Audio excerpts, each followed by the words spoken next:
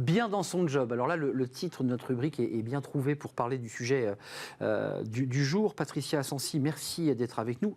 Patricia Asensi-Ferré. C'est important de donner l'ensemble de votre nom. Déléguée générale fondatrice d'Envie de Résilience et puis des ateliers de résilience professionnelle. On reviendra évidemment sur l'ingénierie, mais la résilience, d'abord, c'est un mot qui est utilisé par les psychologues, par Boris Cyrulnik qui porte ce mot.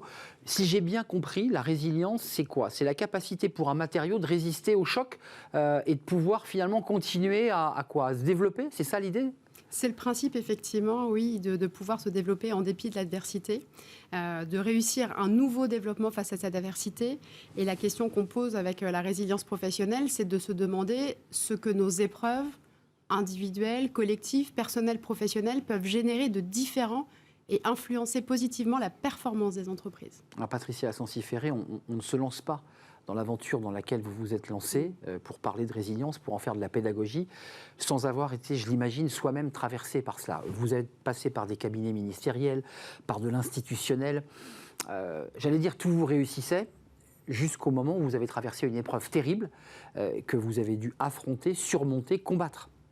C'est bien cela? Absolument. Moi, je suis rentrée sur le chemin de la résilience professionnelle par la porte d'un cancer du sein il y a 8 ans.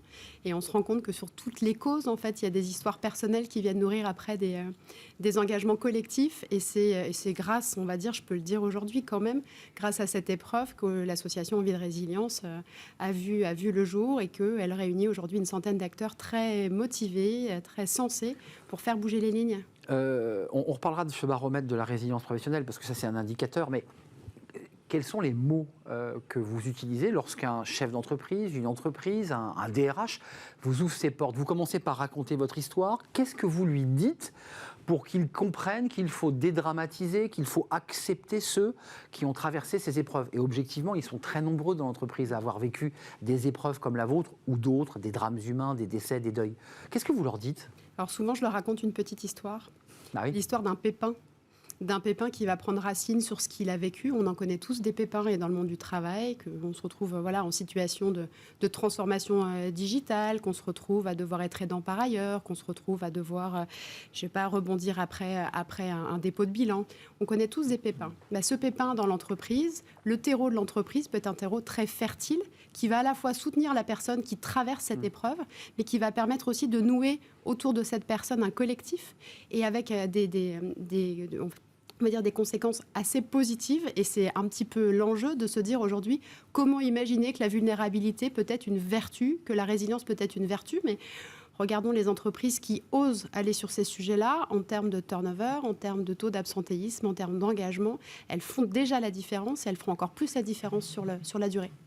Concrètement, comment on matérialise cette vision très philosophique de la résilience, c'est-à-dire la capacité d'un homme de pouvoir être traversé par une épreuve et finalement s'appuyer sur cette épreuve pour se construire et pour grandir? C'est philosophique. Comment on le transforme dans l'entreprise? Qu'est-ce qu'on fait concrètement?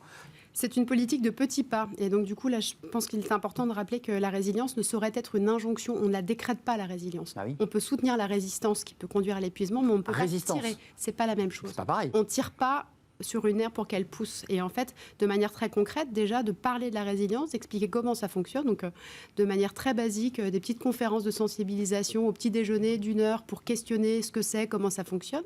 Et puis après, nous, on rentre sur ce sujet de manière très pratico-pratique en formant les managers sur les entretiens de réaccueil. Basiquement, qu'est-ce qui se passe ? De retour de maladie, Absolument. par exemple. Mais de retour de maladie, mais de retour aussi d'un chômage partiel, de retour d'un télétravail prolongé. Ce qui est le cas en ce moment. Absolument. La longue épreuve reste une longue épreuve. Je vis en parallèle de mon travail, j'ai vécu des choses, j'ai appris des choses. Comment je renoue ? Mais ce qui est intéressant dans ce que vous nous racontez, Patricia Asensi-Ferré, c'est que quand on est dans l'entreprise et qu'on y a vécu un tout petit peu, on s'aperçoit que finalement ça ne se passe pas comme ça, que les gens ont un masque, que chacun a mis son masque et que personne ne parle réellement de ses galères, de ses souffrances. On est muré. Vous faites quoi ? Vous dites faut casser ça ? Il faut se montrer un petit peu plus à vif ?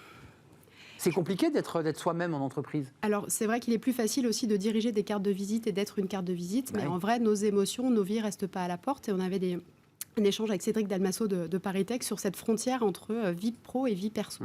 Est-ce que vraiment il y a une frontière ? Et donc, effectivement, l'idée n'est pas d'être dans le coming out, de dire « Ah bah tiens, super, j'ai vécu ça, Non. Par contre, il se passe quelque chose et aujourd'hui, il y a un principe de réalité. On travaille sur la performance des entreprises, sur la croissance des entreprises. Si je ne sais pas dans mon équipe comment ça va pour de vrai, le risque est quand même juste de croire que tout va bien et de me manger un mur à retardement. Donc aujourd'hui, comment vont les équipes? Et c'est vrai que j'insiste aussi, nous on est très sensibles aux entreprises qui s'engagent pour les autres, pour d'autres, pour des causes, en termes de résilience professionnelle. Mais aujourd'hui, qu'est-ce qu'on fait pour les nôtres? Ceux qui sont à l'intérieur, pas uniquement pour ceux qu'on voit dehors, ce sont des initiatives souvent très utiles, effectivement, qui donnent une sorte de raison d'être d'ailleurs aux salariés. Il y a cette fondation Envie de résilience et puis les ateliers de résilience professionnelle. Il y a ce baromètre premier. Baromètre, ça veut dire qu'on a sondé, vous avez sondé les entreprises. Qu'est-ce qu'il en sort de ce baromètre? Quelles sont les grandes lignes qu'on peut en tirer? Alors, on prend la température, effectivement, d'un champ d'expérimentation de la résilience qui est assez nouveau, puisque vous parliez de Boris Cyrulnik, et c'est vrai que là, de s'intéresser vraiment à tout le monde du travail, c'est un peu novateur. Il en ressort malheureusement que quand on connaît un pépin, l'entreprise n'est pas forcément là, elle est même rarement là. Alors, elle peut y être ne pas y être parce qu'elle pense que ce n'est pas son rôle. Donc, il y a un vrai travail d'éducation derrière ça, à dire qu'effectivement, quand je suis aux côtés du collaborateur, finalement, je suis là pour lui, mais il est là aussi pour moi. Donc, c'est vraiment les premières pierres d'un travail de pédagogie et de relier vraiment, de mesurer clairement ce que ça génère. Patricia, une question quand même très, très concrète. C'est difficile d'aller tirer, excusez-moi l'expression, les vers du nez d'un collaborateur. On sent qu'il n'est pas bien, on ne sait pas trop ce qu'il a. Le manager a envie d'aller vers lui. C'est quoi la limite entre l'intrusion dans la vie perso-privée et l'envie de faire le bien? C'est très subtil, ça. C'est très subtil et d'ailleurs, donc du coup, je vais dévoyer un peu un projet qui est dans les cartons, mais on travaille avec AG2R, la mondiale, justement à l'expérimentation de cette fonction de tuteur de résilience professionnelle. Comment je peux accueillir? Je peux à la fois soutenir, mais je peux aussi être témoin. Qu'est-ce que je peux dire? Qu'est-ce que je peux faire? À qui je peux m'adresser? Et en fait, aujourd'hui, on a besoin de cartographier aussi dans l'entreprise qui peut faire filet de sécurité et filet de rebond. Et donc ça, c'est un des grands chantiers 2021-2022 de l'association. Juste une question personnelle, comment vous en êtes sorti? Vous vous êtes accroché à l'idée de créer quelque chose parce que vous l'aviez mal vécu? Parce que quand on crée quelque chose, c'est comme quelqu'un qui a eu un deuil. Je pense notamment à cette association d'un des pères qui a perdu sa fille lors des attentats du 13 novembre et qui s'est accroché à cette association pour continuer à la faire vivre. Il y a un peu de ça dans cette initiative, à l'origine, pour le moins? En fait, moi, je vois plutôt comme un élan de vie, en fait. Je veux dire, j'avais 15 ans donc, dans les pattes de Relations Instit et je me suis posé la question de savoir ce que j'allais faire quand je serais grande. Et j'ai mesuré qu'il me manquait un maillon entre justement la personne et son travail quand il y avait eu un accident. Mais on vous a aidé à l'époque, les ministères, les institutions? Est-ce que lorsque vous vous êtes retrouvée dans une situation personnelle, on vous a tendu la main ou vous êtes retrouvée toute seule? Alors, je ne vais pas dire ça. Je ne me suis pas retrouvée toute seule, heureusement. Par contre, c'est sûr que mon employeur, à l'époque, n'est pas forcément le plus vertueux. Et je pense que, voilà, il y a beaucoup de choses à faire dans le monde du travail. Il y a beaucoup de choses à faire dans le service public. Ce n'est pas grave. On n'a pas besoin d'être parfait pour y aller. Encore une fois, c'est une politique de petits pas. On peut être très humble là-dessus. On n'est pas obligé d'être parfait. Je vois, on travaille aujourd'hui avec des grosses entreprises qui ont mis en place des petites actions. On ne va pas juger, elles s'engagent. La petite action pour basculer entre votre histoire personnelle et ce que vous mettez en place, ça peut être aussi un espace de rencontre, un espace aussi de dialogue, parce que je pense que ce qui est important, c'est de dénouer la parole, de la déverrouiller, non? C'est difficile. Libérer la parole, trouver des espaces effectivement d'échange et de retour sur expérience. On n'a pas été ensemble au travail pendant un moment. Quand on se retrouve, le secret de la résilience, le seul engrais qui vaille sur la résilience, c'est le lien. Le lien.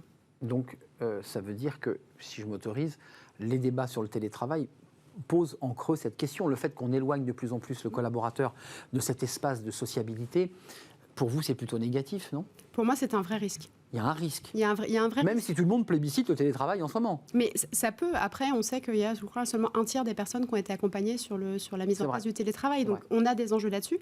Tout ce qui va nous permettre de nous réunir, l'idée est quand même sur ces prochaines... Quel monde du travail on veut pour les 20 prochaines années, en fait, c'est la question à se poser. Donc, soit on est dans l'omerta et je ne suis pas sûre que c'est la bonne stratégie, soit effectivement on met sur la table les vrais sujets de la vie d'une entreprise, de la vie d'une personne, on se met autour de la table et on peut agir. On n'est pas forcément responsable de ce qui nous arrive. Par contre, la manière dont on va l'appréhender et ce qu'on peut mettre en place pour soutenir les équipes et l'entreprise, ça, on peut agir. Avant de nous quitter, Patricia Asensi-Ferré, on a parlé de ce baromètre qu'on peut, j'imagine, découvrir sur votre site pour approfondir ce sujet. Puis il y a eu la deuxième édition du prix de la résilience professionnelle. On remet des prix à qui? Comment ça se passe? Qui est plébiscité dans ce genre d'événement? Alors, différentes catégories, des associations, des entreprises. On a des actions autour du sport, de la culture, donc pour les nommer, la compagnie des aidants, Stimule Active, Force Femmes, Christophe Desproges sur le burn-out, le service militaire adapté, toutes ces actions, quel que soit le niveau du deuil de départ, on va dire, qui sont distinguées. Et on est très heureux puisqu'on sera bientôt reçu au ministère du Travail par Thibaut Guilly, a priori dans la salle des accords avec ses lauréats. Parce qu'on a des choses à écrire vraiment très très capitales sur la résilience professionnelle. Et Thibaut Guilluy, qu'on aime beaucoup ici à Smart Job, puisqu'il est partenaire avec Un jeune, une solution. Et on l'aime bien, on va le voir très souvent, normalement chaque mois, il viendra sur notre plateau. Merci Patricia Asensi-Ferré. Le baromètre, si vous voulez en savoir plus, approfondir cette question, puis la philosophie aussi de la Fondation Envie de Résilience, et puis les ateliers de résilience professionnelle. Et puis, si vous voulez participer, il y aura une 3e édition, j'en suis sûr. Un développement territorial là, dans plusieurs régions et une remise des prix en national fin d'année prochaine. Plus de tabous sur ces questions, sur ces souffrances que vous traversez et qu'a traversé d'ailleurs à titre personnel Patricia Asensi-Ferré. C'était un plaisir de vous accueillir sur ce plateau. À très bientôt, je suis sûr qu'on va se revoir. Vous allez venir nous parler évidemment des initiatives et des actions des entreprises, des actions concrètes évidemment. On tourne une page, c'est le cas de le dire, c'est le livre de Smart Job, comme chaque vendredi, un auteur, un livre. Aujourd'hui, on parle d'un sujet passionnant, la sagesse Toltec. Vous savez ce que c'est ? On va tout vous expliquer.